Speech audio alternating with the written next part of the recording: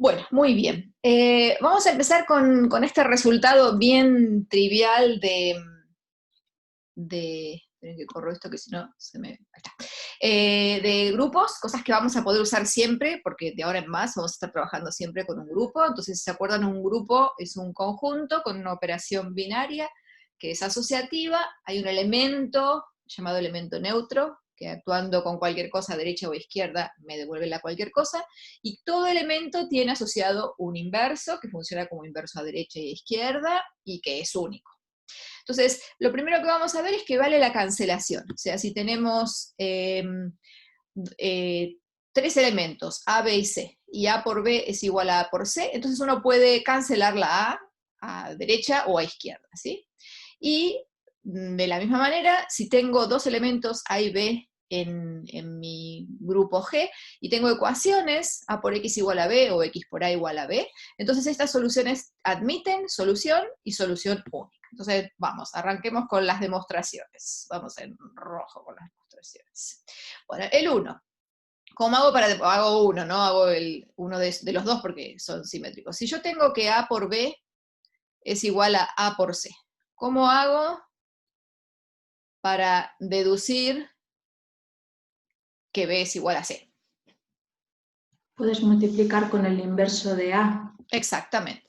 Como sabemos que todo elemento en el grupo admite un inverso, entonces existe A a la menos 1, multiplico A a la menos 1 en los dos miembros, claramente tengo A a la menos 1 por A por B, va a ser lo mismo que A a la menos 1 por A por C. Pero ahora como tengo la propiedad asociativa, entonces esto me dice que es el A a la menos 1 por A por B, o sea, el elemento neutro por B, me da lo mismo que A a la menos 1 por A por C, el elemento neutro por C. Usé la propiedad asociativa, ¿sí? Y ahora uso que es el elemento neutro, entonces B es igual a C y termino la demostración. Y exactamente lo mismo con la otra, multiplicando a derecha. La segunda cosa que dijimos, dados dos elementos A y B, esto me dice que le puedo encontrar solución al A por X igual B, y que la solución es única. Bueno, entonces quiero resolver la ecuación A por X igual a B. Entonces, yo puedo decir que A por X es igual a B, la satisface el elemento X dado por ¿quién? A la menos 1 por B. Exactamente, A a la menos 1 por B. Porque de nuevo, si hago la cuenta del elemento A multiplicado por el X, o sea, multiplicado por A a la menos 1 por B, como tengo la propiedad asociativa, esto es A por A a la menos 1 por B, o sea, es el elemento neutro por B, que es igual a B. O sea que el X que acabamos de encontrar es solución de mi sistema de ecuaciones. Pero el enunciado me dice que admiten solución, pero además me dice que es única. ¿Cómo hago para demostrar que es única? Supongo que hay dos distintas. Bien, supongo que hay dos distintas, entonces supongo que hay un x1 que me da b, y un x2 que también multiplicado por a me da b. Entonces, ¿cómo saco que x1 es igual a x2, que es lo que yo quiero demostrar?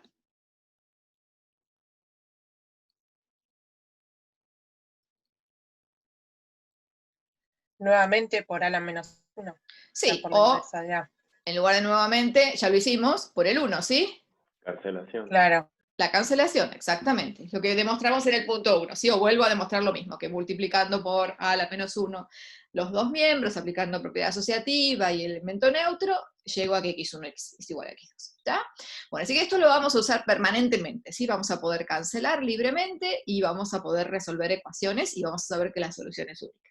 En particular, fíjense lo que me dice el corolario. Si tengo un grupo y en el grupo encuentro un elemento A tal que A cuadrado es igual a A, entonces, ¿quién es A?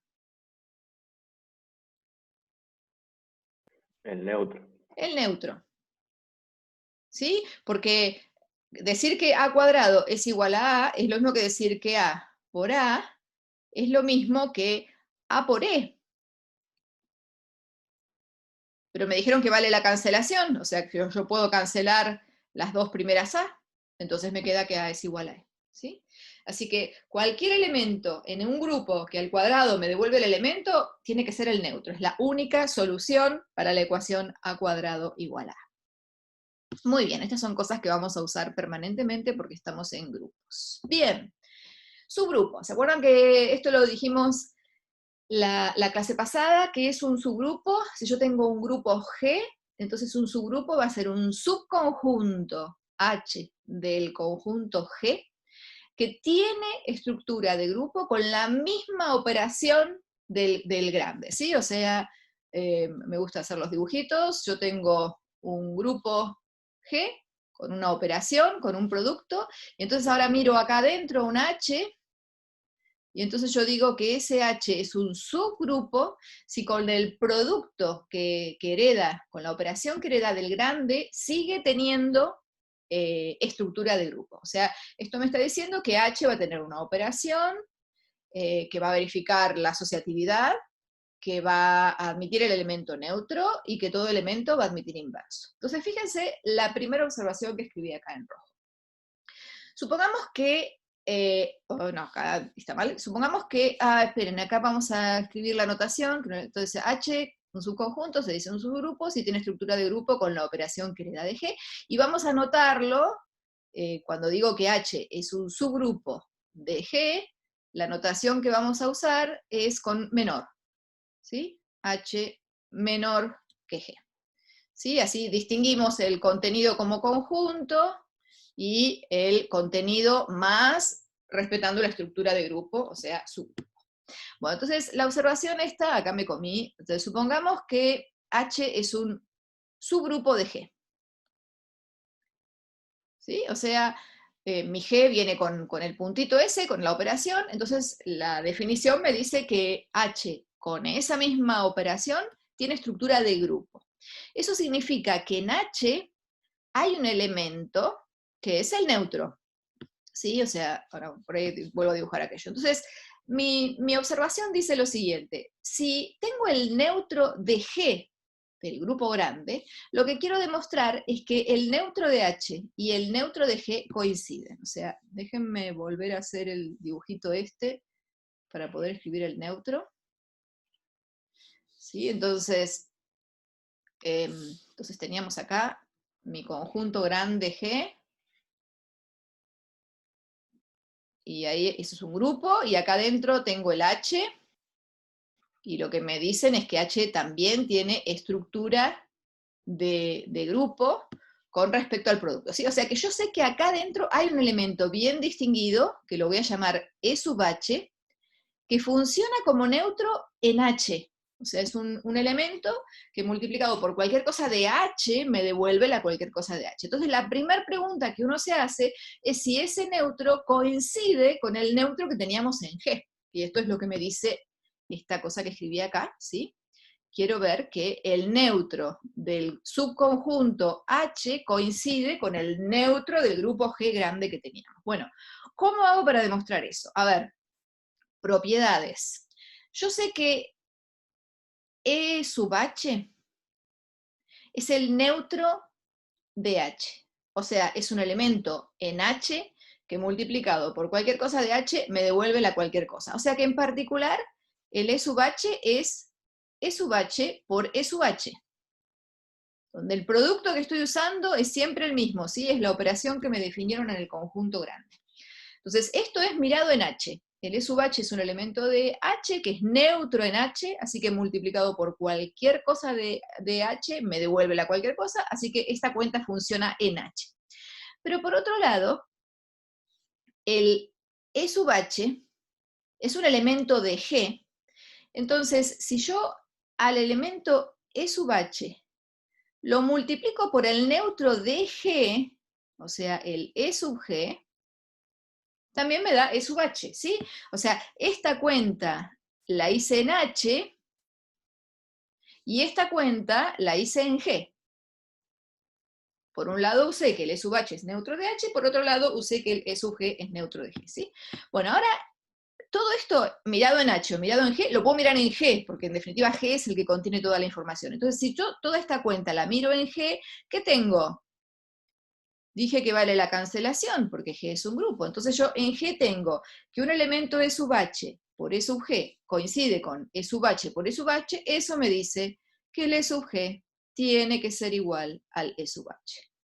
O sea que en mi dibujito, en definitiva, no tengo esto que dije acá, el E sub H, sino que tengo un elemento neutro, y el elemento neutro vive en H. Eso es exactamente lo que acabamos de demostrar y lo que vamos a usar, ¿sí? O sea, el elemento neutro de G es el mismo elemento neutro de H, así que el elemento neutro tiene que vivir en H.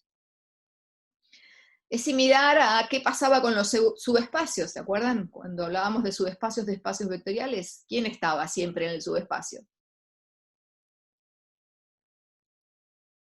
El 0. El 0, exactamente, es lo mismo, ¿sí?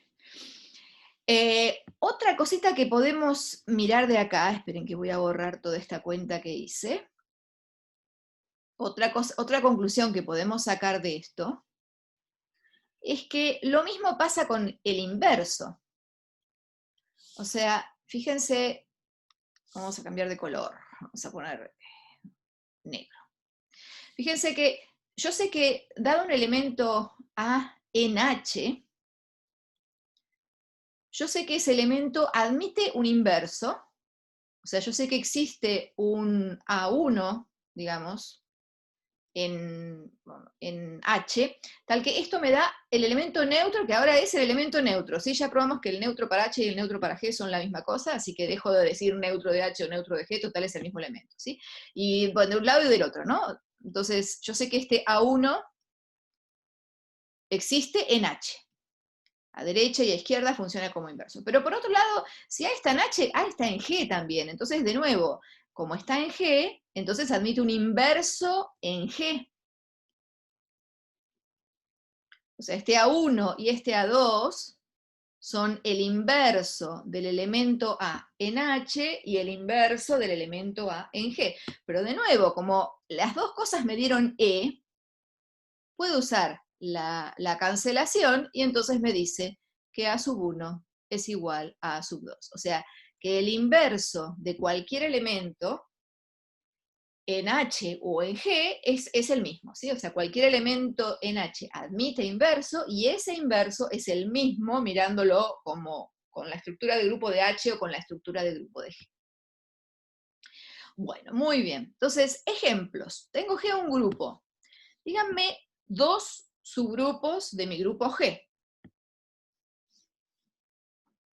Hay dos que siempre los podemos mencionar. El elemento neutro. El elemento neutro, exactamente. Si H tiene solo al elemento neutro, eso claramente es un subgrupo de G.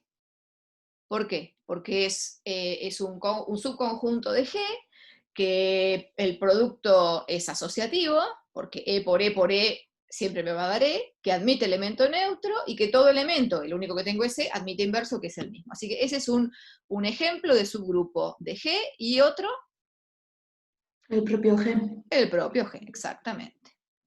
O sea, esos son los dos subgrupos triviales de cualquier grupo G. Siempre tengo en los extremos el G y el que está formado solo por el elemento neutro. Bueno, y acá en el 2 les puse ejemplos triviales. Fíjense que los enteros con la suma, vimos que era un grupo, porque la suma es asociativa, tengo el 0, y todo elemento tiene inverso aditivo. Pero obviamente los enteros se pueden mirar dentro de los racionales, y la suma de los enteros es una restricción, si quieren, de la suma de los números racionales. Entonces, tendríamos que empezar al revés, ¿no? Tendríamos que empezar acá. Yo tengo los números complejos tienen una suma que es asociativa, tengo el 0, y todo número complejo admite un inverso aditivo, pero dentro de los complejos tengo los reales, y la suma de los números complejos, cuando trabajo con números reales, se queda dentro de los reales y vuelve a ser asociativa, y tengo el 0, y todo elemento admite un inverso aditivo, y los racionales los puedo mirar adentro de los reales, y la restricción de la suma de R mirada en Q se comporta bien, y de nuevo tengo el 0, y todo el elemento tiene inverso aditivo, y lo mismo con Z. Y con el producto la misma historia, ¿sí? Habíamos visto en la clase pasada que si a los números complejos le saco el 0, entonces tengo un grupo, porque todo elemento admite inverso multiplicativo, y de nuevo, dentro de los complejos puedo mirar a los reales sin el 0, y dentro de los reales puedo mirar a los racionales sin el 0, y siempre el producto es el mismo, ¿sí? O sea, el producto de números reales es en definitiva el producto de los números complejos, y el producto de los números racionales también es el producto de los números complejos. Lo importante, a ver si me lo dicen ustedes, lo importante es que cuando yo agarro dos números reales y los multiplico pensando en el producto de números complejos, el resultado, ¿dónde me da? En los reales. En los reales, ¿sí? O sea, lo importante es que cuando yo restrinjo esta operación a los números reales, no me salgo de los números reales. Lo mismo con la suma, ¿no? Cuando yo sé sumar en los números complejos, pero si ahora me dan dos números reales y los sumo, no me escapo del conjunto de los números reales. Eso es una de las cosas más importantes de ser subgrupo, y creo que ahora vamos a ir más ejemplos, perdón, me había olvidado esto. Más ejemplos. Si ves un K espacio vectorial, ¿te acuerdan que eso significa que yo sé sumar vectores y sé multiplicar vectores por escalares, ¿sí? Entonces, olvidémonos del producto por escalares y pensemos en el conjunto B con la suma. Entonces, si repasan la definición de espacio vectorial, la suma le pedíamos que fuera asociativa, que existiera el 0, que fuera conmutativa, y que todo elemento admitiera inverso aditivo. O sea, lo que tenemos es que esto es un grupo abeliano. Dado cualquier espacio vectorial, si me olvido del producto por escalares, yo tengo un ejemplo de un grupo abeliano. Entonces, si ese es un subespacio de B, ¿qué era un subespacio de B? Era un subconjunto que heredaba la propiedad de ser espacio vectorial con las mismas operaciones que teníamos en B. Entonces, claramente, el S es un subgrupo de B. O sea, cualquier espacio vectorial es un grupo abeliano si me olvido del producto por escalares, y cualquier subespacio de un espacio vectorial es un subgrupo. O sea, por ejemplo, en R2, cualquier recta que pasa por el origen es un subgrupo del grupo R2 con la suma lugar a lugar. Z3, los restos de dividir por 3, vamos a sumar. Bueno, sumar 0 es no hacer nada, o sea, efectivamente el 0 es el elemento neutro. 1 más 1 me da 2, 1 más 2 me da 3, que es el 0, 2 más 1 me da 3, que es el 0, 2 más 2 me da 4, que es congruente a 1 módulo 3. Entonces fíjense que el hecho de tener un 0 en cada fila o en cada columna me dice que cada elemento admite un inverso, ¿sí? Esto es un grupo. ¿Cuáles son los subgrupos de Z3? Bueno, ya dijimos que tenemos los dos extremos, que es el que solo tiene al 0, ese es un subgrupo, y todo es otro subgrupo, ¿no? Entonces tengo un H1, que es el 0. Vamos a ver qué otro subgrupo puedo armarme dentro de Z3. Bueno, el 0 siempre tiene que estar, ¿no? Eso ya dijimos, porque si es un subgrupo tiene que tener elemento neutro, y el elemento neutro coincide con el elemento neutro del grupo, así que el 0 siempre lo voy a tener que poner. Bueno, ¿qué pasa si yo acá pongo el 1? Porque quiero a alguien que sea distinto del H1, ¿no? Así que le agrego algo más. Si yo pongo 0 y pongo 1, y esto tiene estructura de grupo, entonces, si aparece el 1, va a tener que aparecer su inverso también. ¿Y cuál es el inverso del 1? El inverso del 1 es el 2. O sea que si aparece el 1, tiene que aparecer el 2, y ya está, ¿no? Y me dio todo. O otra forma de verlo sería, bueno, si aparece el 1, también va a tener que estar el 1 más 1, porque si es un grupo, la suma de cosas tiene que quedar ahí adentro, ¿no? Y lo mismo si yo hubiera empezado por, bueno, pongo el 0, este lo pongo siempre, y pongo el 2, es la misma historia, ¿no? Si yo decía, bueno, el 0 tiene que estar, pero quiero algo más grande, entonces le agrego el 2, pero si le agrego el 2, le tengo que agregar el inverso, y el inverso es el 1. O sea que los únicos subgrupos de Z3 son los triviales. Vamos con Z4. Bueno, lo mismo, sumemos. El 0 es el elemento neutro.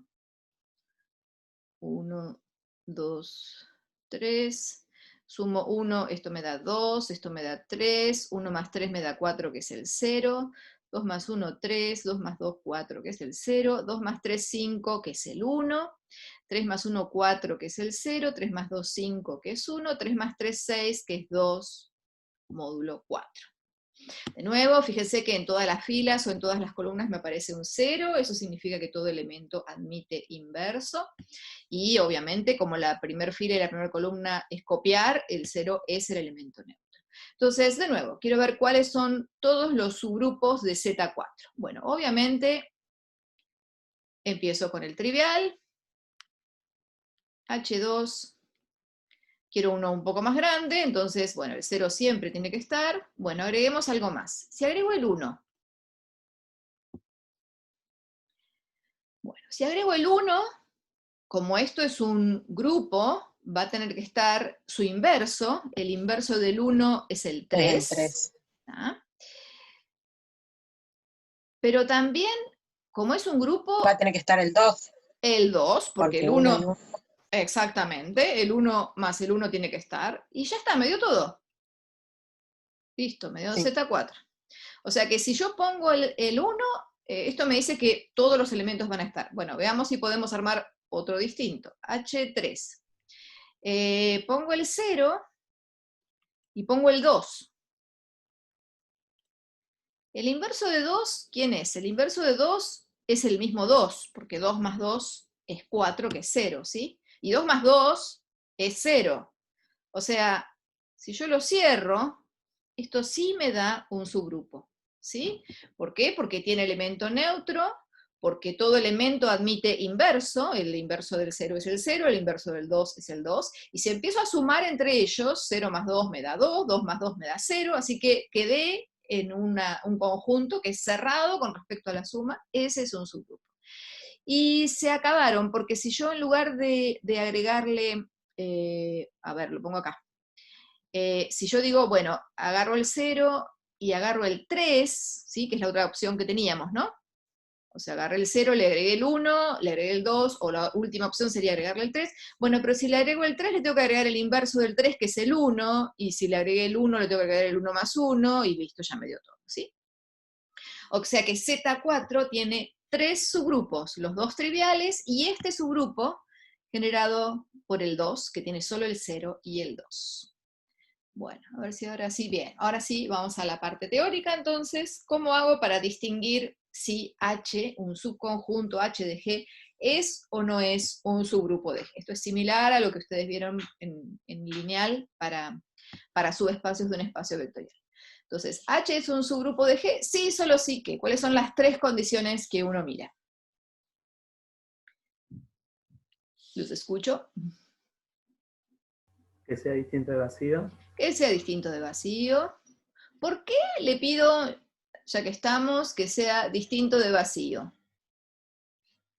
¿Puede haber un grupo que sea vacío? El vacío no tiene elemento neutro. Exactamente, exactamente. La condición de existe elemento neutro me dice que el conjunto no puede ser vacío. Así que si yo quiero tener estructura de grupo, el vacío no puede funcionar. Así que esto es bien coherente, pedirle que el subconjunto que yo estoy tomando tiene que ser no vacío. ¿Cuál es la condición 2 que ponemos? Que si tengo dos elementos que están en H, ¿qué pasa? Esa operación está también. Exactamente, que A por B vive en H. Esto es decir, que la restricción de la operación producto funciona bien en H. Acuérdense, lo primero que yo le pido a un conjunto para que tenga estructura de grupo es que haya una función de H por H en H. Entonces a mí me dieron una función que va de G por G en G. Necesito que esa función, cuando la restrinjo a cosas de H, viva en H. O sea, en definitiva, lo que yo estoy pidiendo con esa condición 2 es que cuando yo me armo la función de H por H, que es la función por que yo conocía en G, tiene que caer en H, si no, no tiene ningún sentido, porque no estoy hablando de una operación en H, ¿sí? Así que es bien coherente lo que le estamos pidiendo. Vamos a borrar esto. La condición 2. ¿Y la condición 3 cuál es? que si un elemento A está en H, entonces el inverso también está en H. Bueno, obviamente esto se puede reescribir pensando, en lugar de decir que es no vacío, lo mismo que hacían con los subespacios. Ustedes sabían que para que fuera subespacio el 0 tenía que estar, porque tiene que tener elemento neutro, y encima el elemento neutro coincide con el que ya conocemos. Entonces acá pasa lo mismo. Para que el H sea un subgrupo, tiene que tener elemento neutro, y vimos hace un ratito que el elemento neutro va a coincidir con el neutro de G, o sea que necesariamente el neutro tiene que estar en H. Entonces, en lugar de, lo mismo que el subespacio, ¿no? En lugar de verificar que es no vacío, y después darme cuenta que 2 o 3 no se verifican, si el elemento neutro no está, ya está, la respuesta es no puede ser subgrupo con la operación que hereda de G, ¿sí? Podría ser subgrupo con otra operación que nada que ver, pero al menos con la de G no. Y se acuerdan el 2 y el 3, lo mismo que pasaba en subespacios, uno los puede conectar diciendo, bueno, si A y B pertenecen a H, entonces A por B a la menos 1 pertenece a H. Bueno, demostración de todo esto. Entonces, quiero ver, esto va a ser el 1, este va a ser el 2, y este va a ser el 3. Así que tenemos que ver que estas tres cosas son equivalentes. Entonces vamos con que 1 implica 2. Entonces supongamos que H es un subgrupo de G. Esto me dice que H tiene estructura de grupo. Entonces, si H es un grupo, seguro H es no vacío, ya lo dijimos, tiene elemento neutro, ¿sí? Esto es clarísimo, porque si digo tiene estructura de grupo, no puede ser vacío. La condición 2, si H con la operación que hereda, esto es más charlado que escrito, ¿no? Si H con la operación que hereda de G tiene estructura de grupo, significa que la restricción de la operación que teníamos en el conjunto grande, lo que escribimos hace un ratito, cuando lo restrinjo a H, me dice tiene estructura de grupo, o sea, tiene operación interna, así que necesariamente la restricción tiene que caer en H, que eso es la condición 2, ¿sí? Que si A y B están en H, cuando multiplico no me escapo de H. Y la tercera condición, si H es un subgrupo, es un grupo, ¿sí? Con el mismo producto que teníamos en G, y A está en H, entonces existe A a la menos 1 en H, y en realidad este A a la menos 1 existe un inverso en H, pero vimos hace un ratito que el inverso coincidía con el inverso de G, ¿sí? O sea, efectivamente, eso es lo que me dice la condición 3, ¿sí? Si A está en H, entonces el inverso mirado en G no se te escapa de H, ¿sí? Porque dijimos que si existía inverso en H, ese inverso tenía que coincidir con el inverso del conjunto grande G. Así que 1 implica 2 es inmediata por las observaciones que ya habíamos hecho. Vamos con 2 implica 1, después vemos la 2 sí, solo si 3, que son fáciles. Entonces, quiero volver. Esto es lo que me importa. ¿Sí? ¿Por qué esas 3 condiciones me aseguran que H tiene estructura de grupo con la operación que hereda de G? Entonces, quiero ver, lo que quiero probar es que, entonces veamos, que H con el producto que hereda de G es un grupo, ¿sí? Eso es lo que quiero ver. Esa es la definición de ser subgrupo. Quiero ver que esto es un grupo. Bueno, entonces, ¿qué necesito para ver que sea un grupo? Lo primero que necesito es tener una operación interna, o sea, necesito que ese por que me están mostrando del conjunto grande G me dé, cuando lo restrinjo a H, una función que cae en H. Y esto lo sé ¿por qué? Por 2. ¿Sí? Por la condición 2 está, vamos a ponerle acá el doble paréntesis para no... ¿Está? Es por el 2 este que teníamos acá arriba, ¿sí? Porque eso me decía exactamente, si agarras 2 elementos en H y los multiplicas, no te escapas de H. Así que, bien, tengo un conjunto no vacío, ¿sí? H es no vacío claramente, porque si no, no podíamos ni empezar. H es no vacío por 1, y ahora resulta que tengo una operación binaria que cae dentro de H, así que vamos bien.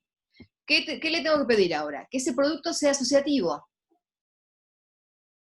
Estoy pidiendo que sea asociativo en H. No lo pedimos, fíjense que ni 1, ni 2, ni 3 me hablaron para nada de la asociatividad. ¿Sí? ¿Por qué no me hablaron para nada de la asociatividad?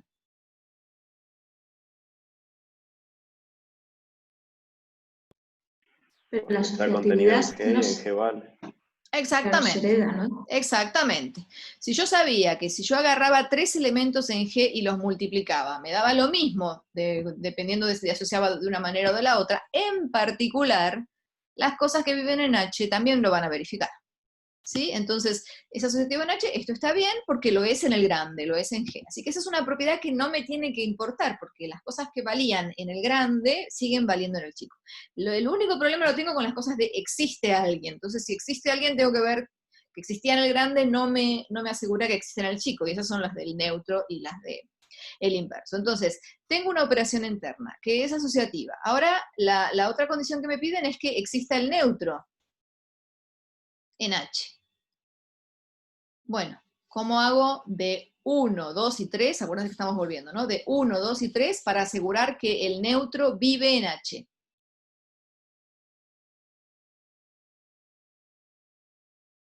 Lo tengo que sacar de acá, ¿sí? Estoy viendo que Porque 2... H es distinto a vacío, o sea que al menos tiene que haber un elemento. Bien, entonces como H es distinto de vacío, ahí estoy usando el 1, existe alguien, existe un A en H. Y entonces, ¿qué hago ahora? Existe su inversa también. Por 3 existe A a la menos 1 y A a la menos 1 vive en H. Más que existe, A a la menos 1 vive en H. Eso es lo que habría que decir, ¿no? Por 3 ya sabemos que el A a la menos 1 que existe en el grande, entonces por 3 A a la menos 1 también vive en H. Y entonces... Por 2, A por A la eso, menos 1 también vive en H. exacto. Fíjense que usamos 1, 2 y 3, ¿no? Usamos 1 para poder agarrar un A. Usamos 3 para ver que el A a la menos 1 también lo puedo agarrar, y ahora uso A para decir, bueno, entonces agarré un A en H, agarré un A a la menos 1 en H, este producto, que es el elemento neutro, no se me escapa de H. Muy bien. ¿Y qué nos falta? Nos falta la tercera, que dice que todo elemento en H admite inverso multiplicativo en H. Esa es la Pero 3. no sale directo de 3. Exactamente, esa es la 3, exactamente. Todo A en H admite inverso multiplicativo en H. Muy bien. Vamos a borrar todo esto. O sea que ya hicimos 1 implica 2, ¿sí? Sí, solo sí. Hicimos las dos, la ida y la vuelta. Ahora, vamos a agrandar la goma. Ahí está. Que 2, sí, solo sí, 3, hay una implicación que creo que es inmediata. A ver, estamos con 2 y 3. Entonces, quiero hacer 2, sí, solo sí, 3, ¿no? A ver, ¿cuál es inmediata? Creo que el 3 implica 2. A ver, bueno, sí, vamos a ver. Arranquemos con este. Quiero ver que 3 implica 2. Entonces, el por 3 yo sé que el E está en H y que si tomo dos cosas y multiplico la primera por el inverso de la segunda, eso vive en H. Entonces quiero probar 1, 2 y 3, ¿sí? Bueno, entonces, A implica 1. Eso ya está. ¿Qué quiero probar? Estoy probando 2. Si agarro A y B en H, quiero probar que A por B está en H. Bueno, vamos, hagámoslo. Tengo A y B en H. Lo único que puedo usar es los incisos A y B, ¿sí? Entonces, si A y B están en H, ¿qué es lo que puedo decir? ¿Qué quiero probar? Que A por B está en H y tengo lo del inverso. Ajá. No, ahí está, no, agarré la más difícil seguramente. Empecemos con la 3. O sea, quiero probar la 3, ¿sí? Entonces, tomemos un A en H. Entonces, por la condición B, yo sé que el E también está en H. El E y el A están en H. Entonces, por la condición B, yo sé que el E por A a la menos 1 está en H. ¿Está bien? Entonces A a la menos 1 está en H. O sea que con esto demostramos 3, ¿sí? La 3 ya la tenemos demostrada. O sea que tenemos la 1 y tenemos la 3. Me falta la 2. Bueno, pero ahora la 2 la voy a enganchar con este, ¿sí? Porque si yo tengo A y B en H, entonces yo ya acabo de demostrar que si tengo un elemento A en H, el inverso también está en H. Eso ya lo demostramos. Entonces, si A está en H, A y B a la menos 1 también están en H. Pero ahora sí uso, uso B.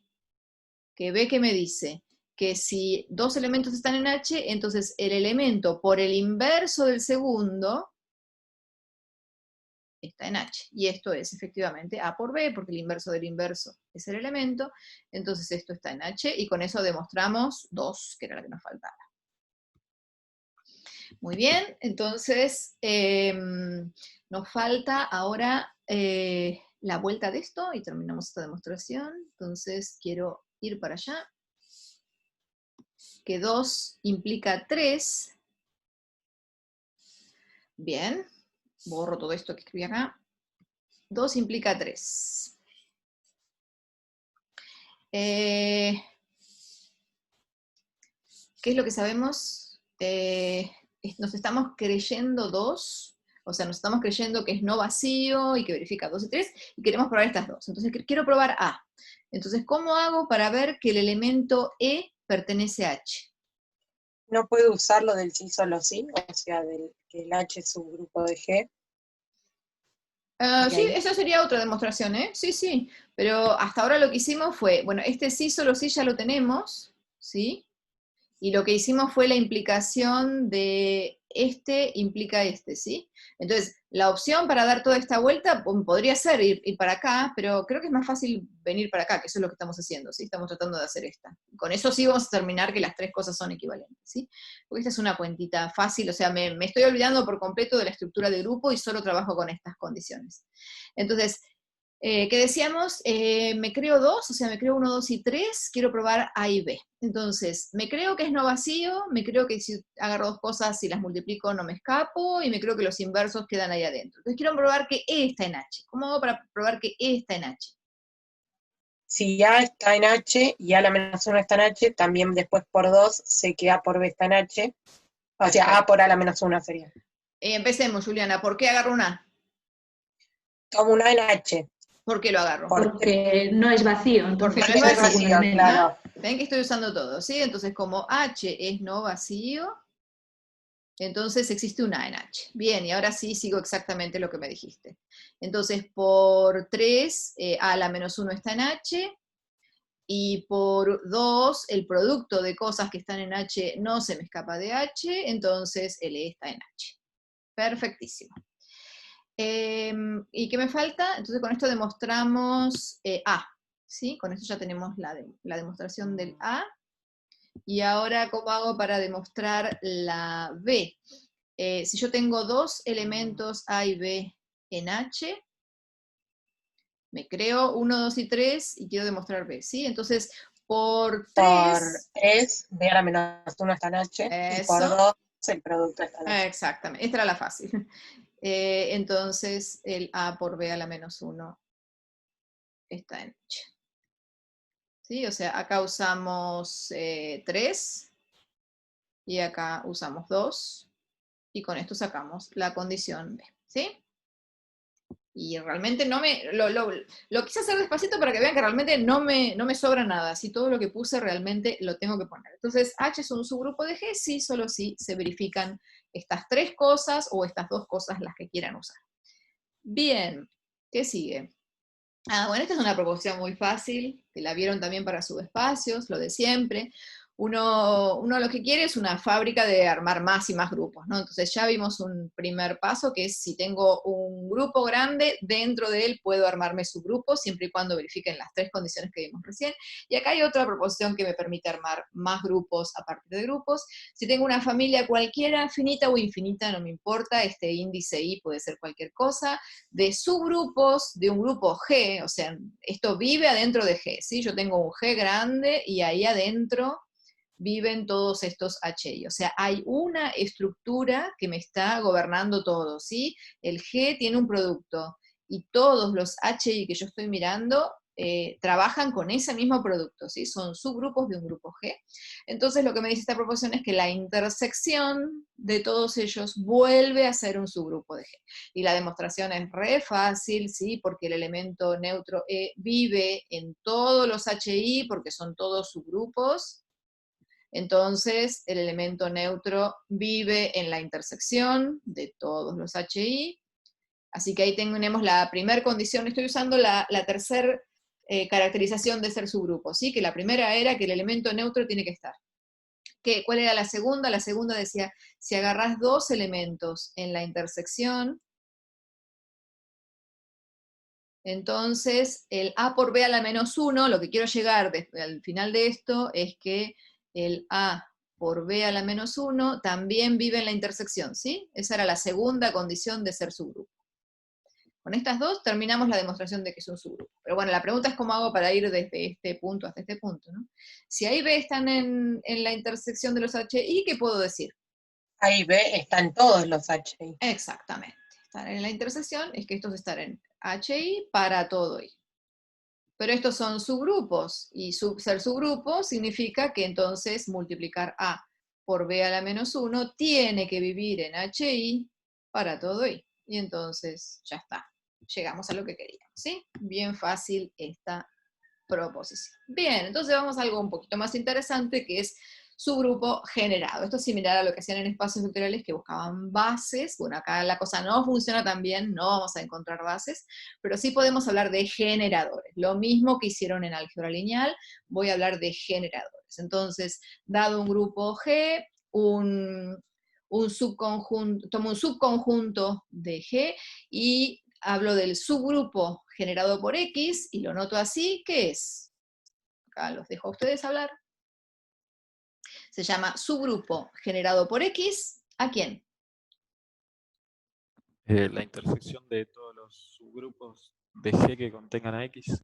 Sí, podría tomarlo como definición, en realidad eso lo voy a tomar como lema acá voy a poner lo que dijo Gabriel, la intersección de, y ahora lo completamos, o ¿cuál es la otra definición? Creo que era el subgrupo más pequeño de G que contiene a X. Muy bien, Gabriel rindió hace muy poquito álgebra lineal, así que está afiladísimo. Bien, exactamente. Entonces, se llama subgrupo, cualquiera de las dos la podría dar como definición, ¿sí? La que dijo Gabriel, esta segunda que yo voy a escribir acá, entonces si yo hubiera tomado esto como definición, tendría que poner lema acá en lugar de definición, ¿sí? Son definiciones equivalentes. Entonces, se llama subgrupo generado por X al menor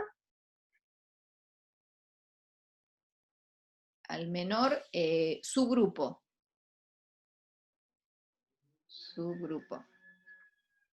de G que contiene a X.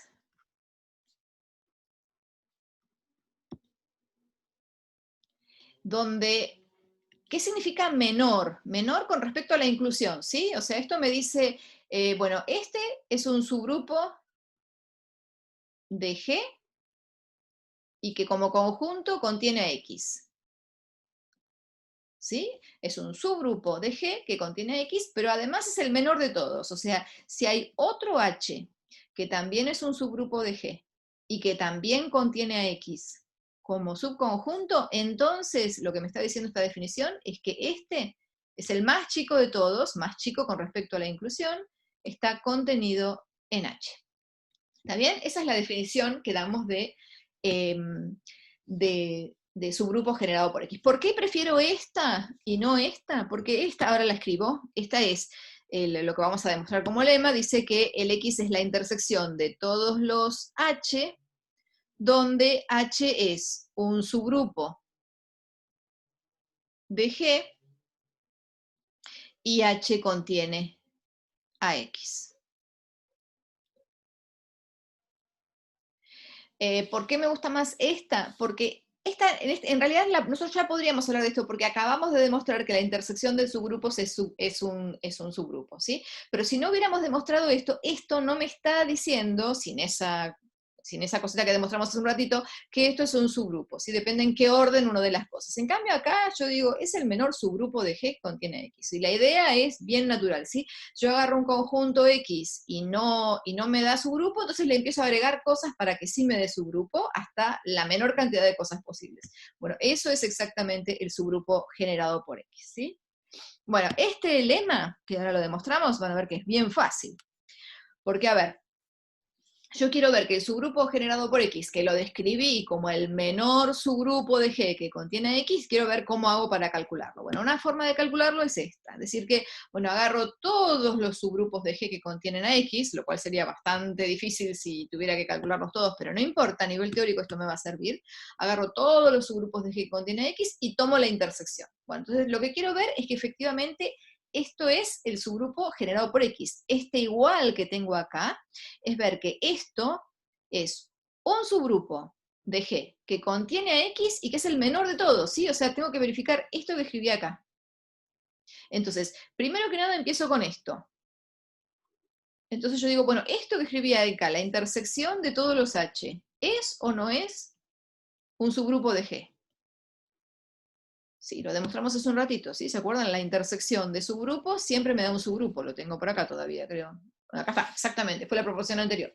Yo agarro una familia cualquiera de subgrupos de G, la intersección me da un subgrupo de G. O sea que ya sabemos que esto que tengo escrito acá, la intersección de subgrupos, me da un subgrupo. Así que esto ya lo tengo. ¿Esto lo tengo? ¿Contiene a X? Y sí, si cada H contiene a X, entonces obviamente el X está metido adentro de la intersección. ¿Sí? Porque X está metido adentro de cada uno de esos H, así que X sigue metido adentro de la intersección. Así que el primer renglón lo tenemos. Ahora vamos con el segundo renglón. Entonces el segundo renglón, ¿qué me dice? Bueno, si H es cualquier subgrupo de G que contiene a X, entonces, lo que yo tendría que demostrar es esto que tengo acá, ¿no? Que este que acabo de construir, la intersección de los H, para los H que son subgrupos de G y que contienen a X, tendría que estar contenido en el H que encontré, porque este tiene que ser el más chico de todos. Pero esto es inmediato, porque este H que tengo acá es uno de estos. Si quieren acá pónganle un H' para diferenciarlo. Acá pongamos H'. ¿Sí? Entonces esto me decía, bueno, esto es un subgrupo de G que contiene X. Y si agarro cualquier otro, ese cualquier otro vive en esta familia sobre la cual estoy haciendo la intersección. Así que claramente, como este H' es uno de estos que aparecen acá, la intersección de todos tiene que estar metido en H', y terminó la demostración. ¿Está? Párenme si algo queda sin entender, ¿sí? Está. Bien. Bueno, entonces ahora vamos al lema 2, creo. Sí, lema 2. ¿Por qué? Porque este lema es muy bonito, pero no me sirve para calcularlo, porque si yo para calcular el subgrupo generado por X tuviera que hallar todos los subgrupos de G que contienen a X, en particular ya calculé este, ¿sí? O sea, es medio ridícula esta construcción para calcular el subgrupo generado por X, porque acá estoy calculando todos los subgrupos de G que contienen a X, en particular estoy calculando este, ¿sí? Entonces, esta descripción del subgrupo generado por X no me sirve al momento de tener que describir quién es este. Me sirve a nivel teórico, pero no para calcularlo. Entonces, vamos con el lema 2, ahora leemos el ejercicio, pero vamos primero con el lema 2, dice, si G es un grupo, X es un subconjunto de G no vacío, ¿yo me comí lo del vacío? Ah, sí, me comí acá, perdón. Bueno, vamos a terminar con esto y después vuelvo. X no vacío, entonces el subgrupo generado por X es el como conjunto, y acá lo describo directamente, son todos los productos de familias finitas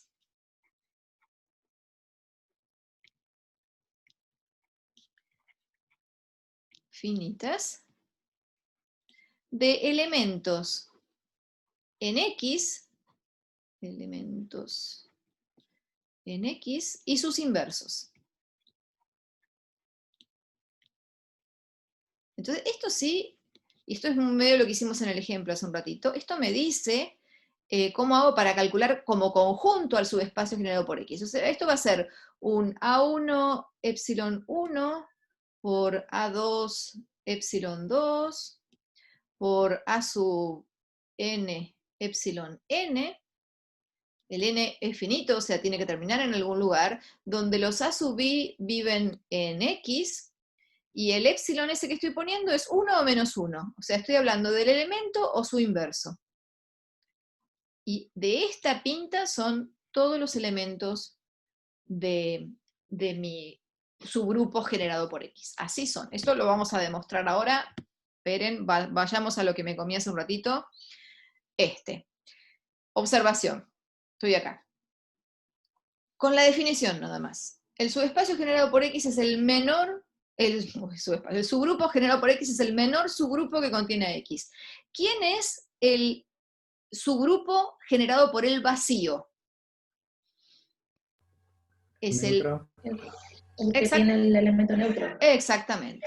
Tiene que ser un subgrupo y tiene que ser el más chico de todos, porque que contenga el vacío no le estoy pidiendo nada. Bueno, el más chico que todo es exactamente el elemento neutro. Entonces, por eso ahora tiene sentido, me olvido del X vacío, porque ya sé quién es el subgrupo generado por el vacío.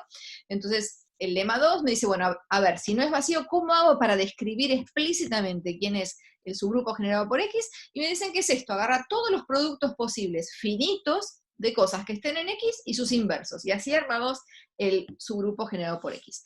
Para esto, para la demostración de esto, necesitan esto que se los dejo como ejercicio, que dice, si H es un subgrupo de G, y A1, AN están en H, entonces el producto de todos esos elementos está en H, y además lo pueden escribir, vamos con el amarillo, con los menos unos también, o sea, el A1 epsilon 1 por AN epsilon n también está en H, donde este epsilon i que estoy usando es siempre más menos 1.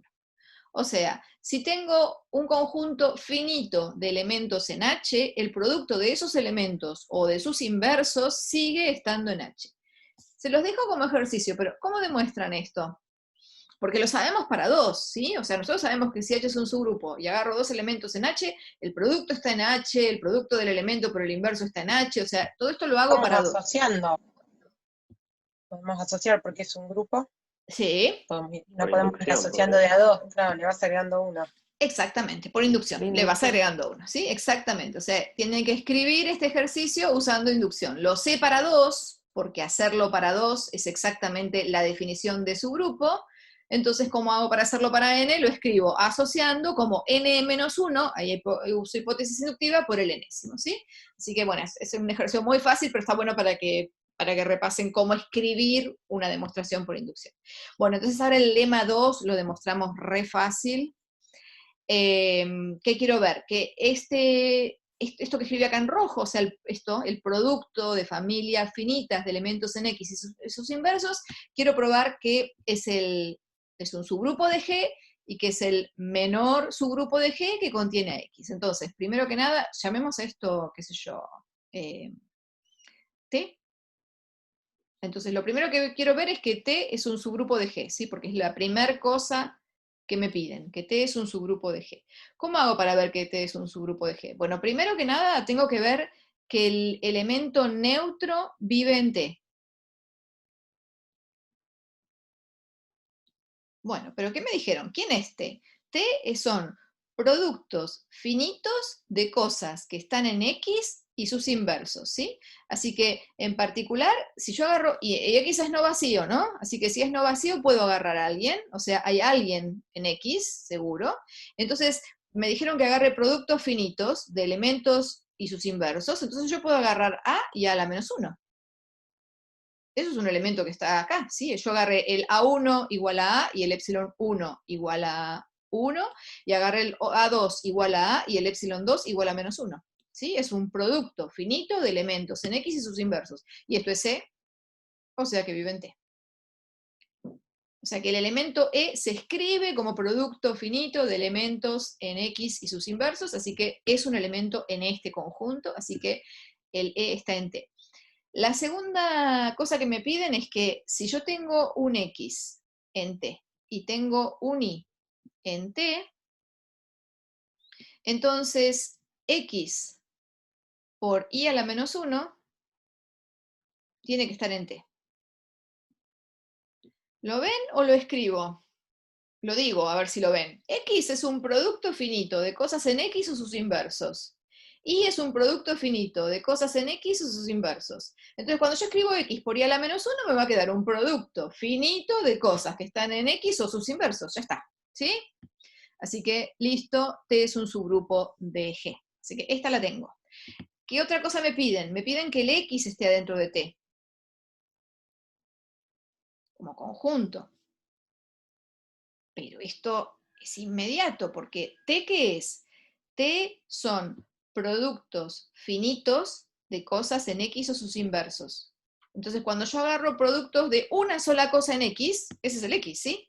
O sea, si yo agarro n igual a 1 y epsilon 1 igual a 1, estoy agarrando el elemento A1, donde la 1 está en X, y lo puedo hacer para cualquier elemento en X, ¿sí? Así que claramente X vive adentro de este conjunto T cuando tomo producto de una sola cosa con exponente 1.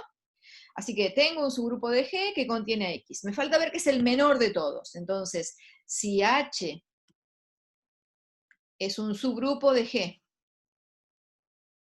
que contiene a X, lo que yo tengo que ver es que hoy dije X y escribí cualquier cosa. Si H es un subgrupo de G que contiene a X, lo que yo necesito ver es que este T que estamos construyendo es el más chico de todos. O sea, lo que necesito ver es que T está metido adentro de este H que me dieron. Es el más chico de todos. Y eso sale, creo, sí, por este ejercicio. Fíjense, eso es exactamente lo que dice este ejercicio que yo les dejé. Si H es un subgrupo de G que contiene a X, o sea, yo agarro elementos A1, A2, A n que están en X, y armo el producto finito de cosas en X o sus inversos, eso sigue estando en H. ¿Sí? Esto que escribimos acá es exactamente lo mismo que decir que el T está metido adentro de H, porque cualquier cosa de T va a seguir estando en H, porque H contiene al X, así que contiene a estos elementos A1, A n. Así que, listo, una buena descripción de cómo calcular el subgrupo generado por X. Bueno, vamos a ejemplos. Acá hay un abuso de notación. Cuando yo diga así 2, esto estoy hablando del subgrupo generado por el conjunto que solo contiene al 2, ¿sí? En realidad nuestra notación es subgrupo generado por un conjunto X, ¿sí? Entonces, bueno, si el conjunto tiene un único elemento, me olvido de las llaves, ¿sí? Así que este 2 es el subgrupo generado por el conjunto, mirado adentro de Z, que solo contiene al 2. Entonces, ¿qué dijimos que tenían que ser? Vamos de nuevo a la descripción que acabamos de ver. Dijimos que tienen que ser productos finitos de cosas que estén en el conjunto X y sus inversos. Ojo, que el Z acá lo estoy pensando como suma, así que van a ser sumas finitas de elementos que estén en el conjunto, o sea, el 2 más 2 más 2 más 2, o el menos 2 menos 2 menos 2 menos 2. ¿Qué me da esto? Los Es enteros pares. múltiplo de 2. Exactamente, 2 por Z. ¿Sí? O si quieren me da sumar el 2 n veces, donde el n puede ser positivo, 0 o negativo. Exactamente. Entonces, si tengo que describir en general al subgrupo generado por un elemento A, donde G está definido multiplicativamente, ¿estos quiénes van a ser? No te pusiste el micrófono, Juliana, te vi que movías la boca. Estaba pensando en voz alta. A, Z sería. Exacta. Va a ser A por A por A, o A a la menos 1 por A la menos 1, se cancelan algunas, entonces esto me va a quedar A a la N para N en Z, ¿sí? Los exponentes pueden ser positivos, negativos, o que se cancelen y me quede el 0, ¿sí? Y si lo escribo aditivamente, va a ser hacer A más A más A, o menos A, menos A, menos A, no sé cuántas veces, entonces va a ser los múltiplos para N en Z. Bueno, llegamos a un resultado lindo. Bueno, hasta ahora todo lo que estamos haciendo es todo muy trivial y muy copiar lo de lo que teníamos de álgebra lineal, pero acá ya viene un resultado bastante fuerte que me dice, ¿cómo son todos los subgrupos de Z con la suma? Y son todos de la forma que acabamos de ver. Ah, no lo dije. Yo no sabía si era que no veía, si me tapaban ustedes o qué. Yo no lo puse. Son todos de la forma n por z. O sea, si quieren, vamos a ponerle m para no copiar la letra de allá. O sea, son los generados por un elemento m. ¿Sí? Acá hablamos del generado por 2, que son los pares. Bueno, esto me dice, todos los subgrupos de Z son de esta forma, son los múltiplos de m. Para m, algún número natural.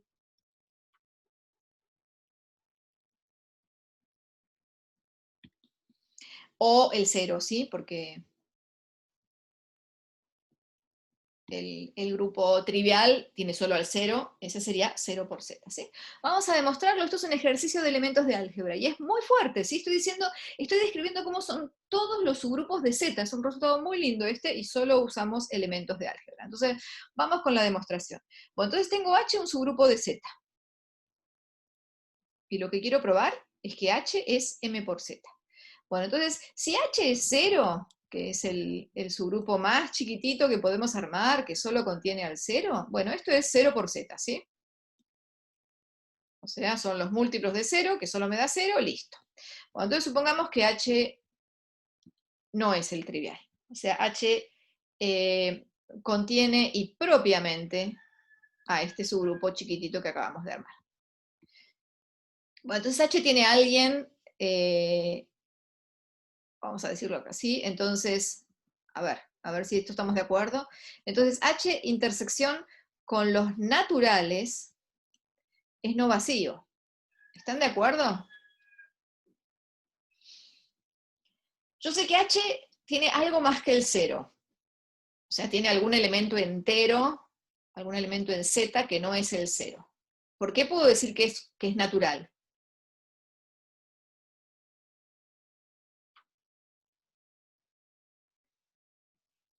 Ahora sí, con la clase. Ah, sí, se cortó. Ay, sí, los veía todos. Ay, mi conexión está inestable. ¿Dónde me habré quedado?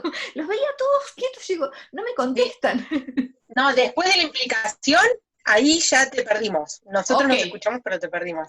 Ok, ahí volví, ahí me ven. Bueno, a Sí, ver. sí, sí. Entonces, estamos en que el H trivial ya lo vimos. Entonces, supongamos que H es no trivial, o sea, H tiene alguien más que el 0. Entonces, mi pregunta fue, ¿por qué puedo asegurar que intersectado con los naturales me da no vacío? O sea, ¿por qué puedo asegurar que en H hay algún número natural? Yo sé que hay un entero distinto de 0.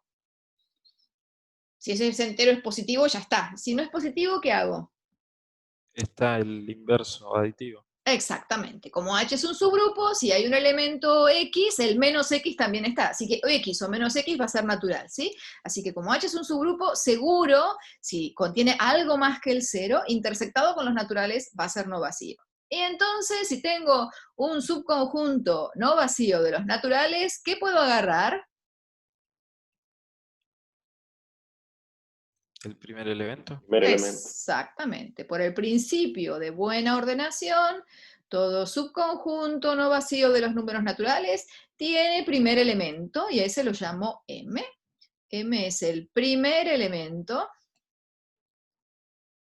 de H intersección N. Bueno, entonces, si M vive, o sea, esto fíjense que el M vive en H, ¿sí? Porque vive en H intersección M, es un número natural que vive en H. Entonces, si él vive en H, claramente sumar M la cantidad de veces que ustedes quieren va a seguir estando en H, porque H es un subgrupo, ¿sí? O sea, está claro que el M por Z vive adentro de H.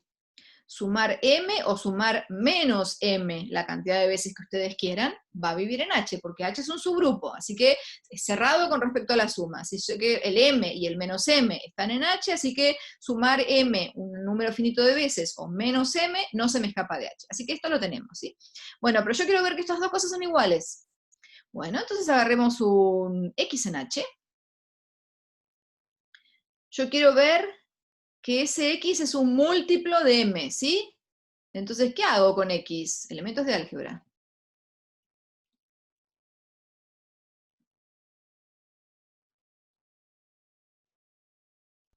Lo podés escribir como producto de familias finitas de M por Z. Ah, no, Mm, no. ¿no? Es lo que yo quiero demostrar. Dividirlo por Claro, M. está bien, está bien. Eso, lo puedo dividir. Yo quiero probar que es un múltiplo de M, entonces lo divido. Entonces, seguro, cuando lo divido por M, por el algoritmo de división, yo puedo escribir al X como M por Q, esta es una M, ¿sí? M por Q más R, donde lo que sabemos es que R es 0, o es un número natural estrictamente menor que el M. ¿Qué pasó? R es X menos M por Q. ¿Dónde vive esto?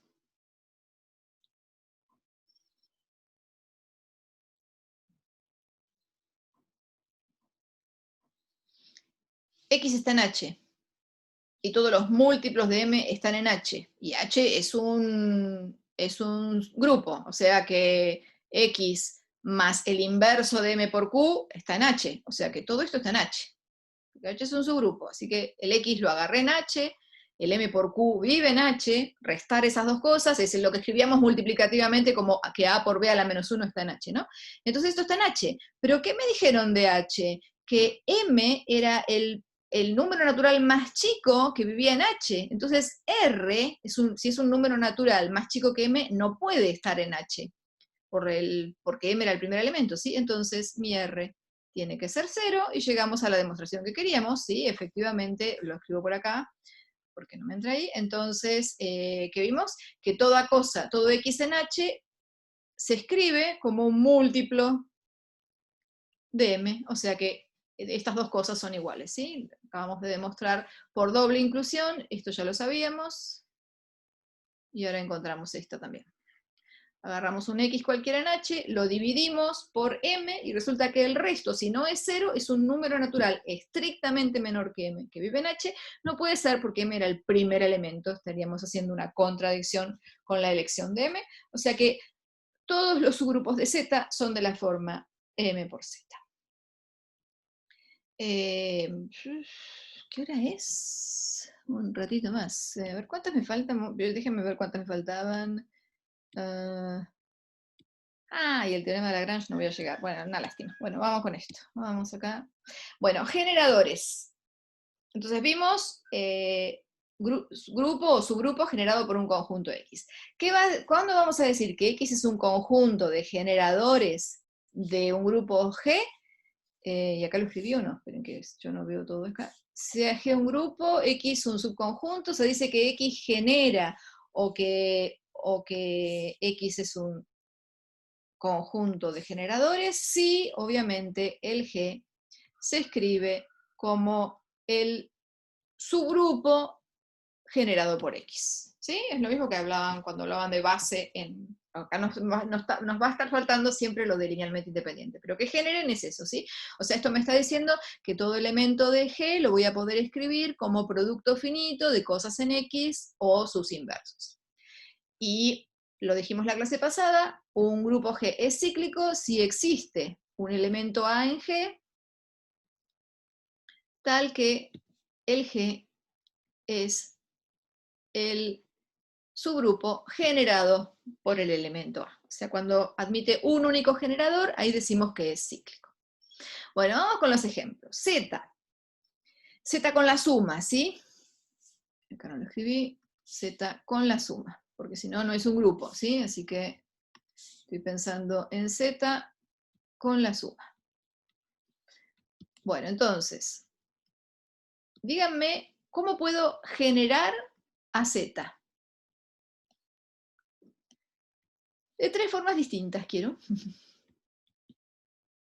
O sea, quiero ver qué elemento entero puedo encontrar de manera tal de poder escribir a partir de él a todos los números enteros sumando el elemento o sumando inversos del elemento, ¿sí? O sea, yo quiero encontrar un A, tal que, o varios A, no sé, tal que todo elemento en Z se puede escribir como n veces A, donde el n es un número natural o negativo. El Uno. menos uno. El 1, bien. Otro.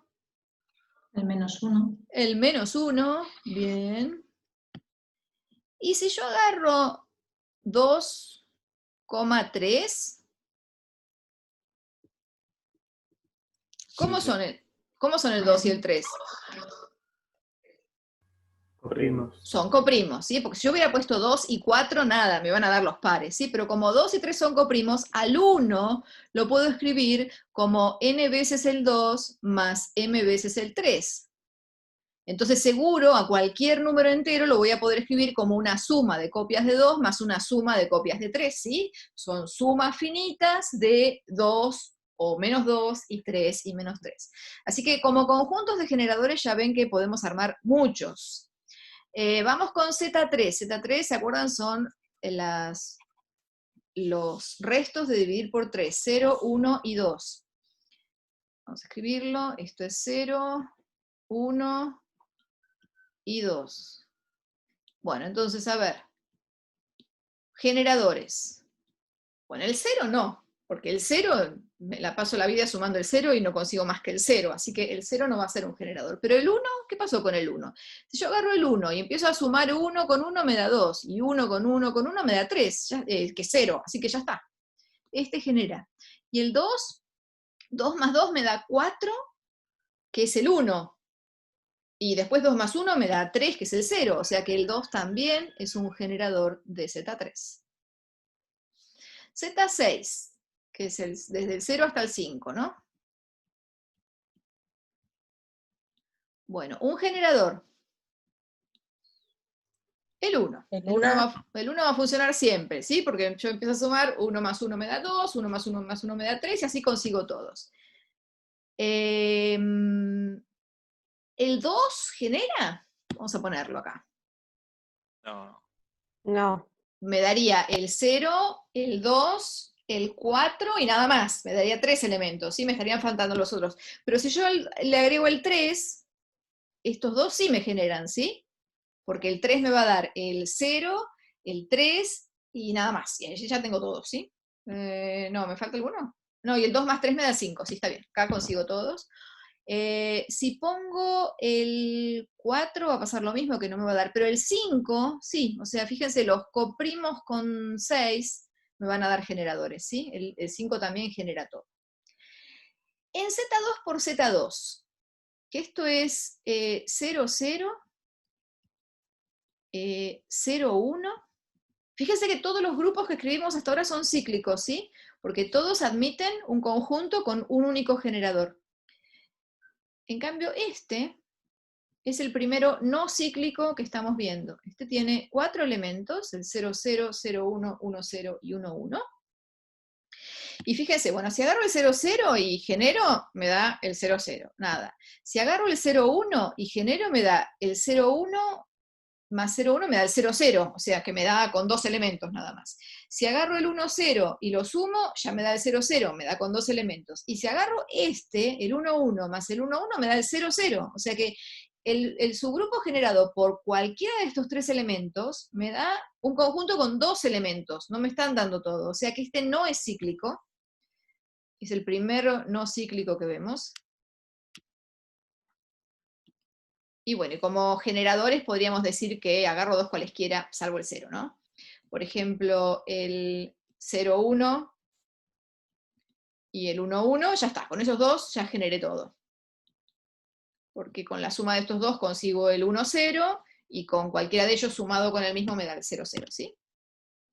Bueno, fíjense, el Z2 por Z3, se los dejo para que lo miren después. A ver, este está generado, creo que por el 1, 1. A ver, vamos a hacerlo, a ver si está bien. Yo digo que este está generado por el 1, 1. A ver, si sumo, o sea, el 1, 1 lo tengo. Si sumo el 1, 1 con el 1, 1 me da el 0, 2. ¿Sí? Porque en la segunda parte estoy en Z3. Si sumo el 0,2 más el 0,2 me da el 0,1, porque me da el 0,4, eso es 0,1. Si sumo el primero con el segundo, el 1,1 con el 0,2, eso me da el 1,3, que es el 1,0. Si sumo el 1,0 con el mismo, me da el 0,0. ¿Quién me está faltando? ¿Me falta alguien? 1, 2, 3, 4, me falta uno, ¿no? ¿Cómo hiciste el 1-0? Hice la suma de estos dos. No, la suma de estos dos. El 1,1 más el 0,2 me da el 1,3, y el 3 es 0 en Z3, eso es el 1,0. ¿Está bien? Ahora está bien. Sí. ¿Y cuál es el Falta que no? el 1-2. El 1,2, bueno, ahí está, sumando el 0,2 El 0-1. con el 1,0 y me da el 1,2, ¿sí? Ah, también. ¿Está bien? O sea que fíjense la diferencia entre el anteúltimo y el último, ¿no? Este fue Z2 por Z2, no es cíclico, y sin embargo este Z2 por Z3 sí es cíclico. O sea, ven que hay un montón de cosas que tenemos que estudiar, porque la pregunta es, bueno, ¿cómo hago para distinguir los grupos cíclicos de no cíclicos? Bueno, Z2 por Z2 medio que no, Z2 por Z3 medio que sí. Así que eso vamos a tener que estudiar un poquito a ver cuándo puedo decir que algo es cíclico o no. Orden de un grupo. Esto es bien fácil. ¿Qué es el orden de un grupo? Es el cardinal del conjunto G. Nada, lo miro como conjunto y me fijo cuántos elementos tiene. ¿Sí? Obviamente el orden de Z es infinito. El orden de Z3 es 3. O el orden de Zn, si quieren, es n, ¿sí? La cantidad de elementos que tiene el conjunto, nada más.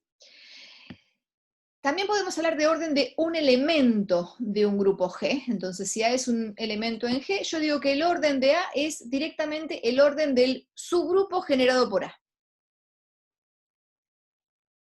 Entonces, por ejemplo, el orden del elemento neutro es 1, porque el subgrupo generado por el elemento neutro tiene un único elemento, ¿sí? El elemento neutro. Veamos estos ejemplos acá y calculemos el orden. O sea, acá en verde, acá abajo voy a escribir el orden de los elementos. Bueno, el orden de Z3, voy a escribir el orden del grupo y el orden de los elementos. Entonces, el orden de, vamos a escribirlo por acá, el orden de Z3, ya dijimos, es 3, ¿sí? Porque tiene 3 elementos el conjunto. El orden de 0, dijimos que es 1, porque el subgrupo generado por el 0 solo tiene al 0. ¿Cuál es el orden del 1? Es el orden del subgrupo generado por el 1. Si yo agarro el 1, 1 más 1 me da 2, 1 más 1 más 1 me da 3, me dio todo. O sea, el orden, ¿cuánto es? 3.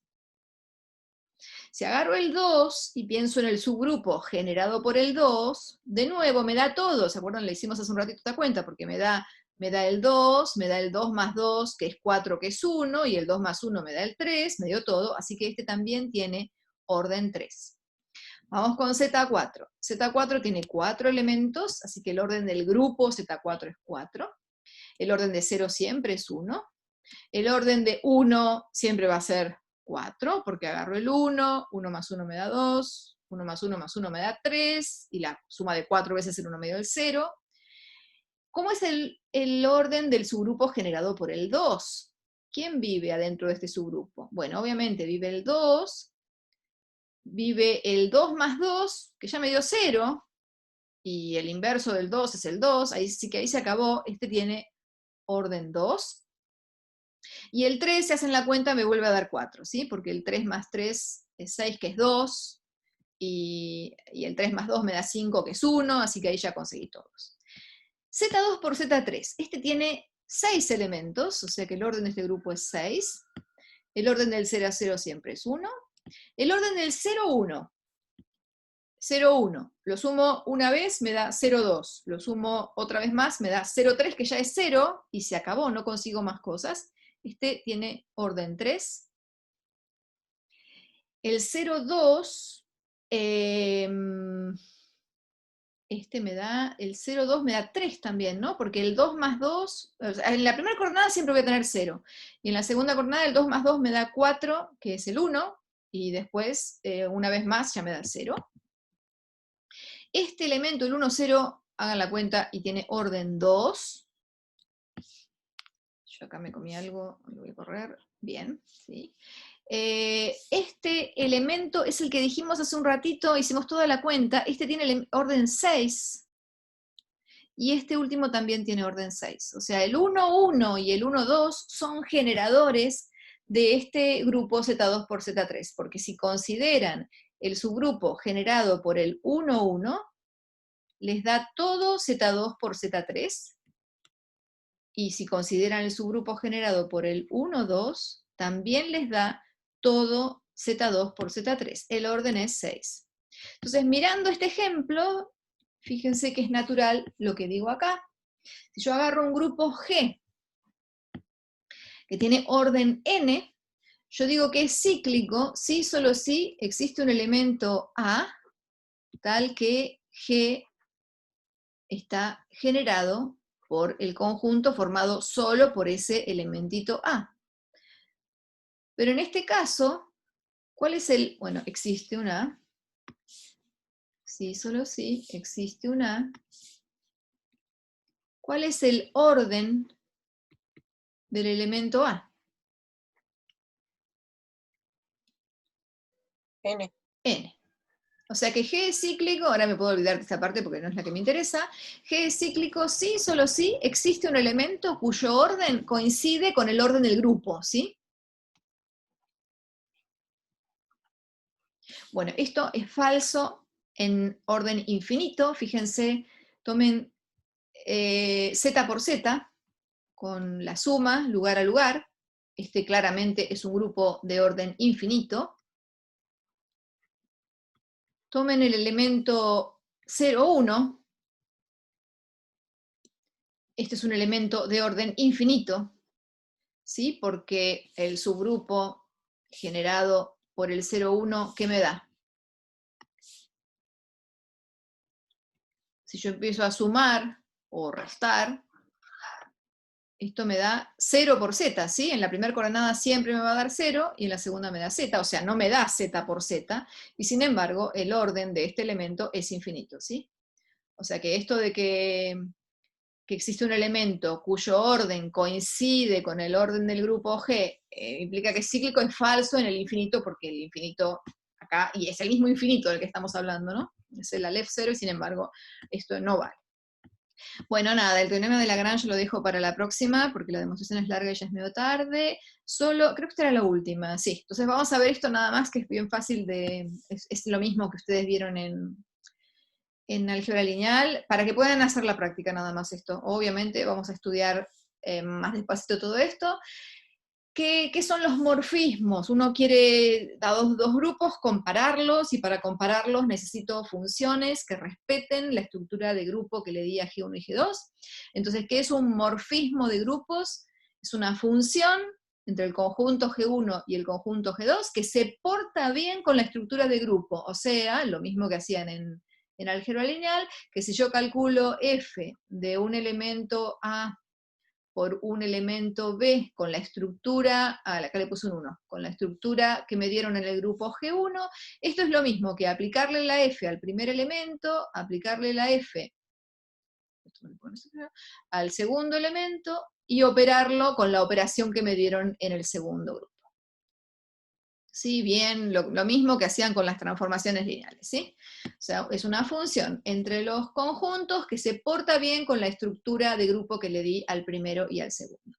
Obviamente se dice monomorfismo si f es inyectiva, si la función mirada en los conjuntos es inyectiva, es un epimorfismo si la función es sobreyectiva, y se dice un isomorfismo si la función es biyectiva.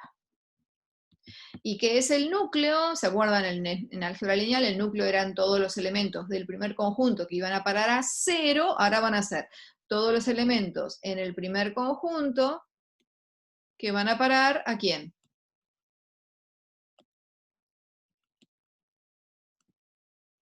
Ay, de nuevo me corté. Ah, no, estoy. ¿Estamos? Sí, ahí los veo moverse. Sí, sí. F de A es igual a E. El neutro. Eso, el elemento neutro del conjunto, acá sería del conjunto 2, ¿sí? Vamos a ponerle el E2, ¿sí? ¿Y quién es la imagen? La imagen es la imagen como conjunto, o sea, estos son todos los F de A para A en G1. O sea, exactamente la misma definición que ustedes vieron en álgebra lineal, ¿sí? Así que hay un montón de cosas que vamos a poder demostrar. Todo lo que ustedes vieron en álgebra lineal pensando en la suma va a aparecer ahora y lo vamos a seguir viendo. Solo quise darles las definiciones para ir a... Entonces, ¿qué me faltó? El teorema de Lagrange. No, me faltó, ¿no? Sí, bien. Se lo vemos la próxima. Entonces, terminamos con esto la clase. El trabajo práctico 2 lo pueden hacer todo. Eso no significa que yo haya terminado la teoría. Estoy muy lejos de haber terminado la teoría del trabajo práctico 2, pero sí lo pueden ir haciendo. Creo que es bueno que lo que avancen en el trabajo práctico y van a ver cosas que las vamos a ir viendo juntos en la teoría y en la práctica, ¿sí? Así que ustedes van a tener los ejemplos y lo vamos a ir completando con teoría. ¿Qué vimos hoy? De las notas de Guillermo Cortiñas vimos el 1.2. Acá voy a tener que decir que esto está contenido y propiamente. Hay cosas en el 1.2 que no vimos hoy, y lo mismo con respecto al libro. ¿sí? El libro vimos cosas de la sección 1.3, la sección 1.4 y la sección 1.7, contenido propiamente, porque, bueno, obviamente ellos cambian el orden con respecto a lo que estamos haciendo nosotros. ¡Wow! ¡Qué bárbaro! En alemán lo mío, 1 hora y media tarde. Muy bien. Bueno, vamos a dejar de compartir y vamos a dejar de